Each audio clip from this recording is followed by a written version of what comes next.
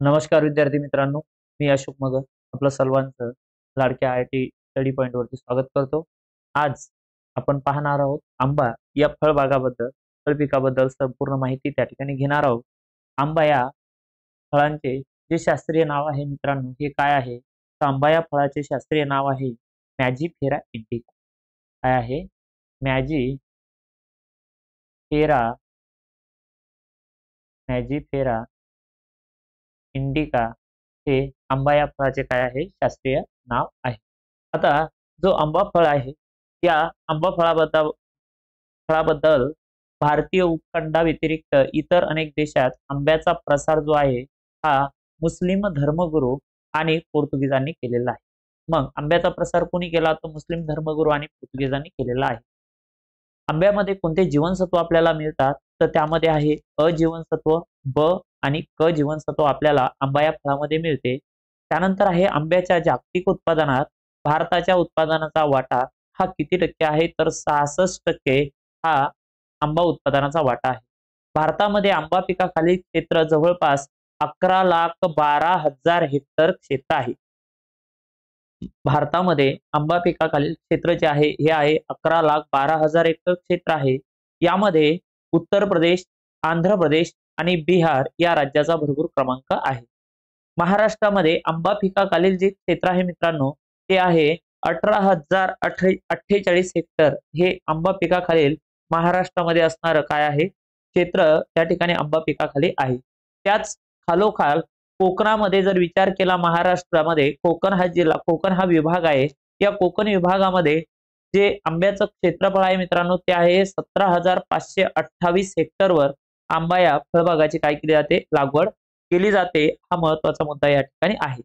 त्यानंतर आहे मग आंबा पिकाच्या उत्तम वाढीसाठी तापमान लागते 17 ते 26 अंश सेल्सिअस म्हणजे 17.7 ते 26.7 अंश सेल्सिअस तापमान त्याला आवश्यक आहे। आंबा जमिनीचा जो सामू आहे मित्रांनो तो आहे 5.5 ते 7.5 जमिनीचा सामू त्या ठिकाणी असावा। क्षारांचे प्रमाण जे आहे 0.05% पेक्षा काय असावे? तर कमी असावे। ह्या गोष्टी आपल्यासाठी काय आहे? महत्त्वाच्या आहेत। त्यानंतर आपल्याला दिलेला आहे विभागानुसार आंबा या पिका संदर्भामध्ये ज्या काही गोष्टी आपल्याला दिलेल्या आहेत तर कोकण आहे कोकण। मग या कोकणामध्ये आपल्याला कोणत्या कोणत्या जाती दिल्यात मित्रांनो? तर त्यामध्ये हापूस आहे, रत्न आहे, केशर आहे आणि सिंधू आहे। हापूस आहे, रत्न आहे, केशर आहे आणि सिंधू ह्या जाती आपल्याला त्या ठिकाणी काय केलेल्या आहेत मित्रांनो? दिलेल्या आहेत। नंतर आपल्याला सांगितलंय पश्चिम महाराष्ट्रामध्ये हापूस आहे, केशर आहे, वनराज आहे आणि लंगडा आहे आणि तोतापुरी आहे। त्याच पद्धतीने मराठवाड्यामध्ये केसर आहे, निरंजन, लंगडा, बोनी काय बेनिशान, तोतापुरी, नीलम आणि पायरी। आणि विदर्भामध्ये जर आपण विचार केला मित्रांनो तर विदर्भामध्ये कोणती जात आहे? तर नागिन ही जात विदर्भामध्ये प्रसिद्ध आहे मित्रांनो। नंतर केसर आहे, लंगडा आहे, पायरी, तोतापुरी, बेनिशान, नीलम आणि दशरी। त्यानंतर आहे संकरित जाती। हा मुद्दा आपल्याला अतिशय काय आहे मित्रांनो? महत्त्वाचा आहे। मग यामध्ये मल्लिका, आम्रपाली, रत्ना, सिंधू आणि कोकण रुची ह्या जाती आपल्यासाठी काय आहे? महत्त्वाच्या आहेत। मग संकरित जाती लक्षामध्ये ठेवायच्या आहे मल्लिका, आम्रपाली, रत्ना, सिंधू आणि कोकण रुची। बरोबर आहे। माझ्या सोबतही मागेही म्हटले तरी काही अडचण नाही। मल्लिका, आम्रपाली, रत्ना, सिंधू, कोकण रुची ह्या जाती आहेत ह्या कशाच्या आहेत? तर संकरित जाती आंबा पिकाच्या आहेत। मल्लिका, आम्रपाली, रत्ना, सिंधू, कोकण रुची। त्यानंतर आंब्याच्या जाती ते आपल्याला सुद्धा दिलेल्या आहेत। त्यामध्ये कोणती जात आहे? तर गोवा मानपूर सुद्धा आहे, साई सुगंध आहे आणि परभणी भूषण आहे। ही जाती सुद्धा महत्त्वाच्या आहेत। मग आंबा या पिकाचं लागवडीचं अंतर आपल्याला दिलेलं आहे। मध्यम जमिनीसाठी 9 बाय 9 मीटर तर भारी जमिनीसाठी 10 बाय 10 मीटर अंतरावर आंबा या पिकाची लागवड केली जाते। 15 सेंटीमीटर उंचीवर कलम केलेले जोड असावा म्हणजे जमिनीपासून 15 मीटर उंचीवर काय केलेला असावा? तर सेंटीमीटरवर जोड केलेला असावा म्हणजे कलम केलेली असावी। त्यानंतर आहे मित्रांनो खुंटाचा शेंडा जो जोडाच्या वर 3 ते 4 सेंटीमीटर अंतर ठेवून कापलेला असावा। मग आपण पाहतोय त्यानंतर आपल्याला दिलेलं आहे महाराष्ट्रामध्ये नोव्हेंबर ते जानेवारी अखेर फेब्रुवारी महिन्यामध्ये आंब्याला काय येतो मित्रांनो? तो फुलोरा येतो। मग आंब्याला फुलोरा कोणत्या महिन्यामध्ये येतो? तर तो फुलोरा येतो नोव्हेंबर पासून तर फेब्रुवारी पर्यंत आंब्याच्या झाडाला काय येतो? तर बहर येतो किंवा फुलोरा येतो। मग फळे तयार होण्याचा जो कालावधी आहे मित्रांनो, तो कालावधी आहे एप्रिल ते जून पर्यंत. या कालावधीमध्ये आपल्याला या आंबा पिकाचे फळ उत्पादनाला काय होते, सुरुवात होते. मग आपण पाहतो की नीलम व तोतापुरी या जातीचा हंगाम ऑगस्ट पासून शेवटपर्यंत चालतो. कोणत्या कोणत्या जाती आहे? नीलम आहे आणि दुसरी जात कोणती आहे? तोतापुरी. त्यानंतर 5000 ते 500 ते 1000 फळे प्रत्येकी कलमी झाडापासून आपल्याला मिळतात. तर आंब्याचे आर्थिक आयुष्यमान आहे मित्रांनो, तर ते आहे 25 ते 40 वर्ष. चांगल्या प्रतीच्या झाडापासून आपल्याला 60 ते 65 वर्ष चांगले उत्पादन मिळते. हापूस आंब्याच्या 20 वर्षाच्या झाडाला सरासरी 250 ते 300 फळे दरवर्षी मिळतात. त्यानंतर आपल्याला राय आवळा किंवा त्यालाच आपण गावठी आवळा म्हणतो मित्रांनो, तर आंब्यात हे प्रमाण 500 ते 1000 पर्यंत आहे.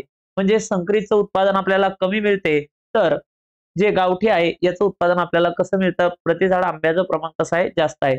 पण त्याच्या आकारामध्ये काय आहे, फरक आहे. गावठी आंब्याचा आकार हा छोटा आणि या हापूस आंब्याचा किंवा संकरित आंब्याचा आकार कसा आहे, मोठा आहे मित्रांनो. या गोष्टी आपल्यासाठी काय आहे, महत्वाच्या आहेत. नंतरचं दुसरं पीक येते मित्रांनो, पेरू. मग पेरू या फळाबद्दल जर विचार आपण केला, तर पेरू या फळाचं जे शास्त्रीय नाव आहे मित्रांनो, पेरू या फळाचं शास्त्रीय नाव कोणतं आहे, तर ते आहे पिसिडियम गजायवा. काय आहे? पिसिडियम गजायवा हे पेरू या फळाचं काय आहे मित्रांनो, तर शास्त्रीय नाव त्या ठिकाणी आहे. नंतर आपण जर विचार केला, उगमस्थान आहे मित्रांनो, उगमस्थान या ठिकाणी आहे मेक्सिको आणि पेरू. हे उगमस्थान कोणत्या पिकाचं आहे, तर पेरू या पिकाचं उगमस्थान मेक्सिको आणि पेरू आहे.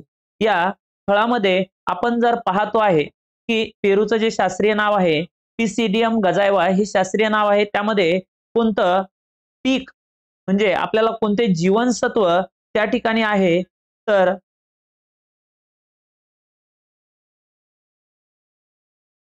कोणते जीवनसत्व आपल्याला त्या ठिकाणी आहे, तर क जीवनसत्व आपल्याला पेरू या फळामध्ये सर्वात जास्त प्रमाणामध्ये आढळते. कोणतं जीवनसत्व?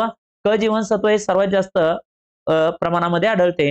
त्यानंतर पेरूपासून जेली, पुडिंग, आईस्क्रीम, सरबत तयार करतात. त्यानंतर उष्ण व समशीतोष्ण हवामान मानवते. कोणते हवामान मानवते? उष्ण व समशीतोष्ण हवामान कोणत्या पिकाला मानवते, तर पेरू या पिकाला मानवते. त्यानंतर आहे जास्त पावसाच्या दमट हवामानाच्या भागामध्ये देवी रोगाचा प्रादुर्भाव होतो. जास्त पाऊस सुद्धा आपल्याला पेरू या पिकाला आवश्यक नाही किंवा महत्वाचे नाही. तर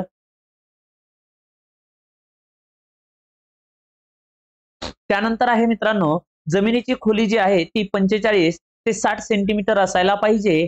त्यानंतर 6.5 ते 7.5 त्याचा जमिनीचा काय असावा, सामो असावा. आता पेरूच्या आपल्याला सुधारित जाती दिलेल्या आहे. आपल्या देशामध्ये 5 ते 6 जातीची लागवड करतात.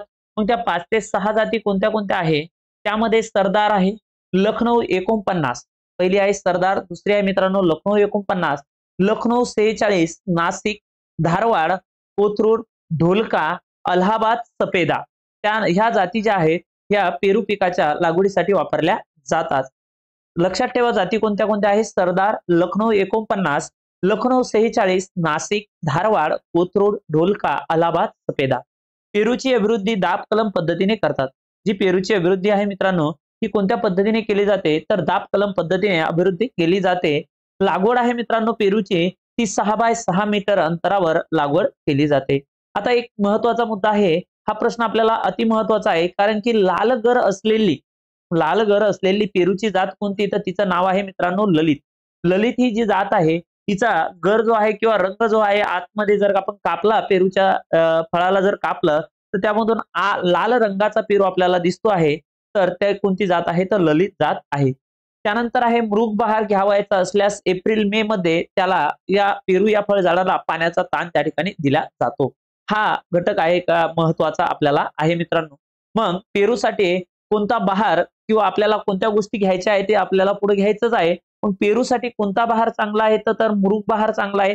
मग मृग बहार याची पाणी केव्हा तोडल्या जातं किंवा पाण्याचा ताण केव्हा दिला जातो, तर पाण्याचा ताण दिला जातो एप्रिल मे मध्ये त्याला पाण्याचा ताण दिला जातो. त्यानंतर पेरूचा मृग बहार फायदेशीर ठरतो. याचं कारण आहे या बहाराची जी फळे आहे ही नोव्हेंबर ते जानेवारी मध्ये तयार होतात आणि एक मस्त वातावरणामध्ये या फळांचं उत्पादन त्या ठिकाणी मिळतं. याच्यावर किडी व रोगाचा प्रादुर्भाव कमी होतो, कारण की हिवाळ्यामध्ये थंडीचं प्रमाण असल्यामुळे काय होते, तर किडीचा प्रादुर्भाव होत नाही. नंतर आहे रोग, देवी हा रोग पडतो आणि त्यानंतर फळे सडणे. लाल पाने त्यानं ह्या गोष्टी त्यामध्ये आहेत. त्यानंतर किडी आहे, फळमाशी आहे, पिट्या ढेकून आहे, साल पुकरणारी अळी सुद्धा आहे. नंतर आहे मित्रांनो, पेरूची कलमे करताना IBA चा संजीवकाचा वापर केला जातो, तर 2000 ते 2500 ppm तीव्रतेचा केल्यास दाब कलमांना लवकर मुळ्या फुटतात. मग पेरूवर जर दाब कलम करायची असेल तर त्याच्यावर कोणते संजीवक वापरले जाते? तर IBA संजीवक वापरतात. IBA संजीवकाचं कामच काय आहे? तर मुळ्या फुटण्यासाठी त्याचा वापर केला जातो. पेरूच्या शेंड्याची वाढ कमी करण्यासाठी CCC वाढरोधक हे जे आहे याची सुद्धा 2000 ते 2500 ppm फवारावे. त्यानंतर हे फळं ताजे ठेवण्यासाठी, ताजे तवाने ठेवण्यासाठी, ताजेलदार ठेवण्यासाठी आपल्याला काढणीपूर्वी त्याच्यावर NAA या संजीवकाची फवारणी केली जाते. ते आहे 200 ते 500 ppm पर्यंत फवारणी केली जाते. लागवड केल्यापासून 4 ते 4 वर्षानंतर उत्पादनाला काय होते मित्रांनो? सुरुवात होते. 10व्या वर्षी प्रत्येक झाडापासून आपल्याला 700 ते 1500 पर्यंत फळे मिळायला काय होते मित्रांनो? सुरुवात होते. या गोष्टी आपण कशाबद्दल माहिती बघितलेल्या आहेत? पेरू या पिकाबद्दल पाहिलेली आहे. पेरू या पिकाचं शास्त्रीय नाव आहे ते आहे पिसिडियम गजाएवा. बरोबर आहे. पेरू यामध्येच मेक्सिको आणि पेरूमध्ये त्याचं उगमस्थान आहे. क जीवनसत्व मोठ्या प्रमाणामध्ये आहे. उष्ण समशीतोष्ण हवामान पेरूसाठी मानवते. दमट हवामान जर असेल, पावसाचं प्रमाण असेल तर देवी या रोगाचा प्रादुर्भाव होतो मित्रांनो. याच्या जाती आपल्याला दिलेल्या आहेत. सरदार, लखनौ 49, लखनौ 46, नाशिक, धारवाड, कोथरूड, ढोलका, अलाहाबाद, सफेदा. त्यानंतर आहे पेरूची जी अभिवृद्धी आहे ही दाब कलमाने केली जाते. लाल गर असलेली पेरूची जात कोणती आहे? तर तिचं नाव आहे ललित. पेरूसाठी कोणता बहार घेतात? तर तो बहार घेतला जातो मित्रांनो मृग बहार या ठिकाणी घेतात. कोणता बहार घेतला जातो? मृग बहार घेतात. त्यानंतर महत्वाच्या गोष्टी आहे की त्या ताजेलदार ठेवण्यासाठी NAA या संजीवकाचा काय केला जातो? वापर केला जातो. त्यानंतरचं फळ आहे मित्रांनो आपल्याला पाहायचंय, त्याचं नाव आहे डाळिंब. डाळिंब हे जे फळ आहे या फळाचं शास्त्रीय नाव आहे मित्रांनो पुनिका ग्रॅनाटम. काय आहे? पुनिका ग्रॅनाटम हे जे आहे ग्रॅनाटम हे शास्त्रीय नाव कोणत्या फळाचं आहे? तर डाळिंब या फळाचं आहे. डाळिंबाचे उगमस्थान आहे मित्रांनो इराण. आता यानंतरचा महत्वाचा प्रश्न आहे की जे डाळिंबाचे आगार म्हणून ओळखल्या जातं मित्रांनो, तर कंदाहार अफगाणिस्तानमध्ये कंदाहार जे शहर आहे त्याला डाळिंबाचे आगार आपण म्हणतोय. त्यानंतर आहे जे डाळिंब आहे याचा वापर, याच्या सालीचा वापर हा कशासाठी केला जातो? तर अमांश आणि अतिसार या रोगावर गुणकारी या घटकाचा डाळिंबाचा वापर केला जातो. त्याच पद्धतीनं कापड रंगवण्यासाठी सुद्धा डाळिंबाचा वापर केला जातो सालीचा. त्यानंतर आहे डाळिंब पिकाखाली सर्वात जास्त क्षेत्र कोणत्या राज्यामध्ये असेल तर ते महाराष्ट्र राज्य आहे. मग महाराष्ट्रामध्ये जे क्षेत्र आहे मित्रांनो ते क्षेत्र किती आहे? तर ते आहे 6400 हेक्टर. किती आहे? 6400 हेक्टर डाळिंब पिकाखाली क्षेत्र महाराष्ट्रामध्ये आहे. क्षेत्र व उत्पादनामध्ये महाराष्ट्राचा कितवा क्रमांक लागतो? तर महाराष्ट्राचा पहिला क्रमांक क्षेत्र आणि उत्पादनामध्ये डाळिंब पिकाचा लागतो. हवामान लागते कोरडे व समशीतोष्ण हवामान लागते. हलकी जमीन लागते. लागवड आहे 4.5 ते 3 मीटर अंतरावर या डाळिंबाची काय केली जाते? लागवड केली जाते. आता जाती आपल्याला दिलेल्या आहेत. जाती लक्षामध्ये ठेवायच्या. मृदुला आहे, Bhagwa, Phule Arakta, Ganesh, G137, Alandi, Muscat red, Kabul, Kandhari, Dholka, paper roll, P23 आणि P26 ह्या जाती ज्या आहेत ह्या कशाच्या आहे मित्रांनो?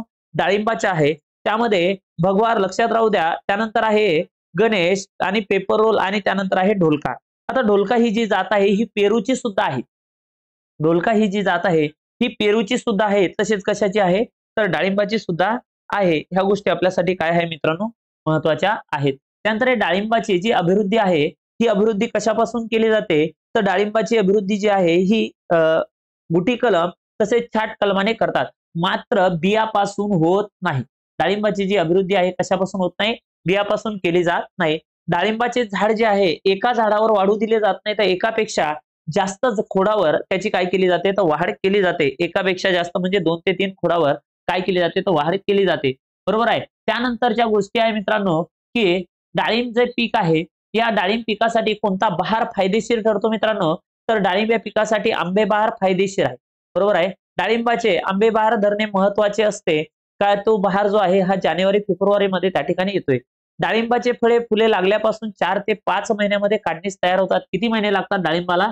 4 ते 5 महिने काढणीला काय होते? डाळिंब तयार होते. ह्या गोष्टी आपल्यासाठी काय आहे? महत्वाच्या आहे. त्यानंतर आहे मित्रांनो आंबिया बहाराची फळे जून ते ऑगस्ट मध्ये तयार होतात, तर मृग बहाराची फळे नोव्हेंबर जानेवारी महिन्यामध्ये काढण्यास काय होतात, तयार होतात. ह्या गोष्टी आपल्यासाठी महत्वाच्या आहेत.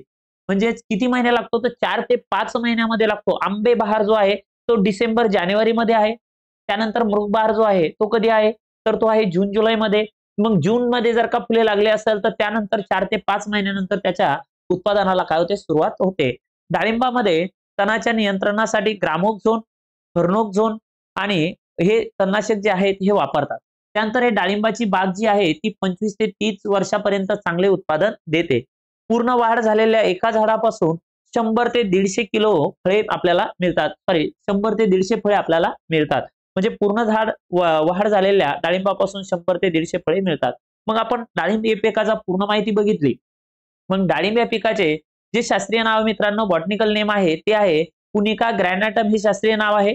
डाळिंबाचं जे उगमस्थान आहे तर ते आहे इराण.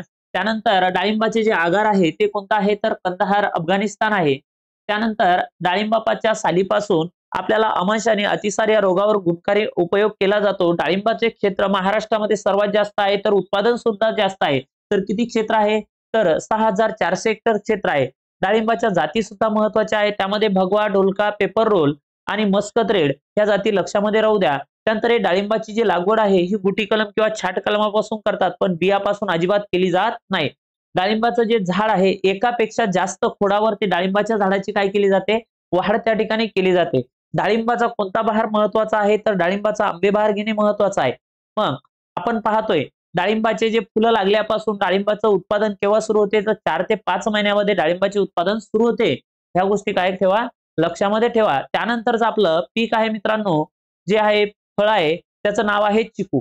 काय आहे, चिकू हे नाव त्याचं आहे. मग चिकू या फळाचं जे शास्त्रीय नाव जर विचारलं मित्रांनो, तर शास्त्रीय नाव चिकू या फळाचं कोणतं आहे, तर चिकू या फळाचं शास्त्रीय नाव आहे आर्चस सपोटा. काय आहे, आर्चस आर्चस सपोटा. बरोबर आहे. आर्चस सपोटा हे चिकू या फळाचं शास्त्रीय नाव आहे. चिकू या फळाचे उगमस्थान आहे मित्रांनो मेक्सिको. या अगोदर सुद्धा हा प्रश्न विचारला गेलेला आहे. मूळस्थान जर विचारलं तर मूळस्थान आहे मेक्सिको. चिकू पासून चिकला पदार्थ मिळवतात. चिकू पासून चिकला पदार्थ मिळवतात व त्यापासून चिंगम तयार करतात. काय करतात मित्रांनो, तर चिंगम तयार केले जाते. बरोबर आहे. चिकू पासून काय तयार केले जाते, चिंगम तयार केले जाते. मग कोणता पदार्थ मिळतो, तर चिकला हा पदार्थ त्या ठिकाणी मिळतो. आता 45 सेंटीमीटर पर्यंत नांगरणी करून घ्यावी. ज्यावेळेस आपल्याला लागवड करायची असेल चिकूची, 45 सेंटीमीटर पर्यंत काय घेतली पाहिजे, नांगरणी करून घेतली पाहिजे. ह्या गोष्टी काय आहे, महत्वाच्या आहेत. त्यानंतर आहे सगळ्यात महत्वाचा प्रश्न मित्रांनो, की फळामध्ये 12 ते 14% शर्करा असते. चिकू या फळामध्ये 12 ते 14% काय असते, शर्करा त्या ठिकाणी असते. महाराष्ट्रात चिकू खालील क्षेत्र हे 5000 हेक्टरच्या वर आहे. किती हजार हेक्टरच्या वर आहे, 5000 हेक्टरच्या वर क्षेत्र चिकू या फळाखाली आहे. त्यानंतर आहे उष्ण व दमट हवामान मानवते. चिकूसाठी जे हवामान आहे हे उष्ण व दमट हवामान त्या ठिकाणी मानवते. 43 अंशापेक्षा वरती आणि 10 अंशापेक्षा जर कमी तापमान झाल्यास वाढ खुंटते. चिकू या फळाची 43 आणि 10 अंशापेक्षा जर कमी जास्त प्रमाण झालं असेल तर त्या ठिकाणी या झाडाची काय होते, तर वाढ खुंटते. आता जाती आपल्याला दिलेल्या आहे. यामधली सगळ्यात महत्वाची जात आहे मित्रांनो, तिचं नाव आहे कालीपती. कोणती पती, कालीपती. कालीपत्ती ही महाराष्ट्रात मोठ्या प्रमाणात घेतात. कोणत्या प्रमाणात, मोठ्या प्रमाणामध्ये महाराष्ट्रामध्ये तिचं उत्पादन घेतलं जातं, तिचं नाव आहे कालीपत्ती. त्यानंतर आहे मित्रांनो क्रिकेट बॉल क्षत्रिय, पिलीपत्ते, बारमाशी, कोइंबतूर 2, कीर्ती भारती, कलकत्ता राऊंड ह्या जाती ज्या आहेत ह्या मित्रांनो कशाच्या आहेत, तर चिकू या फळाच्या जाती आहेत. नंतर आहे किरणी खुंट. हा वापरून त्या ठिकाणी महत्वाच्या गोष्टी आहेत. मग किरणी खुंट कशासाठी वापरला जातो, तर चिकू या फळाच्या लागवडी कलम करण्यासाठी कोणता खुंट वापरतात, तर किरणी हा खुंट वापरला जातो. ही गोष्ट काय आहे, महत्वाची आहे. नंतर आहे मित्रांनो भेट कलम किंवा मृदुकाष्ठ कलम पद्धतीने अभिवृद्धी करतात. नंतर आहे चिकूची झाडे 35 ते 50 वर्षापेक्षा अधिक काळापर्यंत उत्पादन देतात. किती काळापर्यंत, 35 ते 50 वर्षापर्यंत आपल्याला त्याचं उत्पादन त्या ठिकाणी मिळते मित्रांनो. ह्या गोष्टी आपल्यासाठी काय आहे, महत्वाच्या आहेत. नंतर आहे 10 बाय 10 मीटर अंतरावर चिकूची लागवड त्या ठिकाणी केली जाते. किती मीटर अंतरावर, 10 बाय 10 मीटर अंतरावर. चिकूच्या कलमांना पहिल्या वर्षापासून फुलोरा येतो. म्हणजे त्याचं पुनरुत्पादन आणि उत्पादक अवस्था ह्या ज्या दोन्ही गोष्टी आहेत सोबतच असतात. त्यामध्ये चिकूचं पहिल्या वर्षापासून ज्यावेळेस तुम्ही कलम केले त्या वर्षीच त्याला फुलोरा यायला काय होते, सुरुवात होते. चिकूच्या लागवडीपासून 8 ते 10 वर्षांनी व्यापारी उत्पादन सुरू होते. व्यापारी जर विचारलं तर 8 ते 10 वर्षांनी, पण त्याला फुलोरा हा पहिल्याच वर्षामध्ये येतो. त्यानंतर आहे तणाच्या नियंत्रणासाठी चिकू या फळझाडावरती ग्रामोक्झोन, बासालिन आणि ग्लायसिल हे तणनाशक वापरतात. रोग आहे मित्रांनो, रोग लक्षात ठेवा. रोग आहे मिलीबग, कोळशी आणि त्यानंतर फायटोप्थोरा. ह्या ज्या आहेत या रोगाचं प्रमाण आपल्याला चिकू या फळझाडावरती आढळते. सप्टेंबर ते नोव्हेंबर मधील बहार चांगल्या प्रकारे येतो, म्हणजे जो हस्तबहार आहे हा हस्तबहार या ठिकाणी आपल्याला काय आहे महत्वाचा आहे. मग चिकूसाठी कोणता बहार घ्यायचा तर हस्तबहार आपल्याला लक्षात ठेवा. फळे तयार होण्यास 150 ते 160 दिवस लागतात. जे फळे तयार होण्यासाठी, चिकूची फळे तयार होण्यासाठी किती दिवस लागतात तर 150 ते 160 दिवस त्या ठिकाणी लागतात. पूर्णपणे वाढलेल्या एका झाडापासून 1500 ते 3000 फळे आपल्याला चिकूपासून मिळतात. ह्या गोष्टी मित्रांनो आपण या ठिकाणी पाहिलेल्या आहेत. ही संपूर्ण माहिती आपण कोणत्या फळाबद्दल बघितलेली आहे तर चिकू या फळाबद्दल बघितलेली आहे. जर व्हिडिओ आवडला तर लाईक, शेअर आणि सबस्क्राईब करायला विसरायचं नाही. आणि हो, हा जो आपल्याला जो घटक आहे याचा आपल्याला कृषी सेवक तसेच ग्रामसेवकला महत्वाचा फायदा त्या ठिकाणी होणार आहे. कृषी सेवकला तर 100% होणार आहे, पण ग्रामसेवकला सुद्धा ज्या मुलांची 12वी झाली आणि त्यांनी फॉर्म भरलेला आहे त्यांच्यासाठी सुद्धा हे सगळ्यात महत्वाचे इम्पॉर्टंट लेक्चर या ठिकाणी आपण घेतो आहे. मग चिकू या फळाचं जे शास्त्रीय नाव आहे मित्रांनो, बॉटनिकल नेम आहे आर्चस सपोर्ट आहे, मूळ स्थान आहे मेक्सिको. चिखला हा पदार्थ मिळवतात, त्यापासून चिंगम तयार करतात. त्यामध्ये फळामध्ये शर्कराचं प्रमाण आहे 12 ते 14%. 5000 हेक्टरपेक्षा जास्त क्षेत्र आहे. यामध्ये सर्वात महत्वाची जात आहे कालीपत्ती. कालीपत्ती ही महाराष्ट्रामध्ये मोठ्या प्रमाणात घेतात. त्यानंतर एक खुंट वापरला जातो चिकूसाठी, खिरणी, रायनी, मव्वा ज्या असतील ते फक्त लक्षात ठेवा. खिरणी चिकू कलमांना पहिल्या वर्षापासून फुलोरा येतो.